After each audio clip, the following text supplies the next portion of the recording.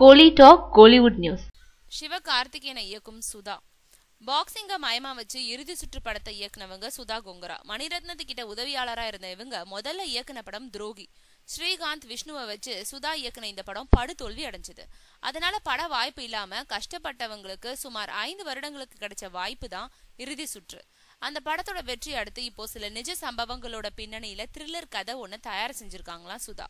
சமீபத்துல சிவகார்த்திகேயனை சந்திச்ச சுதா கொங்கரா அவர்கிட்ட இந்த கதையை சொல்ல சிவகார்த்திகேயன் நடிக்க சம்மதம் சொல்லிட்டாராம். அதோடு தன்னுடைய சொந்த பேனர்லயே இந்த படத்தை தயாரிக்கிறதாகவும் வாக்கு கொடுத்திருக்காரு. இப்போ மோகன் ராஜா இயக்கத்துல வேலைக்காரன் படத்துல நடிச்சிட்டு வரும் சிவகார்த்திகேயன் இந்த படத்தை தொடர்ந்து பொன்ராம் இயக்கும் படத்துல நடிக்க இருக்காரு. அதுக்கப்புறம் இன்று நேற்று நாளை பட இயக்குனர் ரவிக்குமார் படத்துல நடிக்க இருக்காரு. வேலைக்காரன் படம் ரிலீஸ் நேரத்துல சுதா கொங்கரா படத்துல நடிக்கிறது பத்தி அறிவிக்கிறதா திட்டமிட்டிருக்காரு.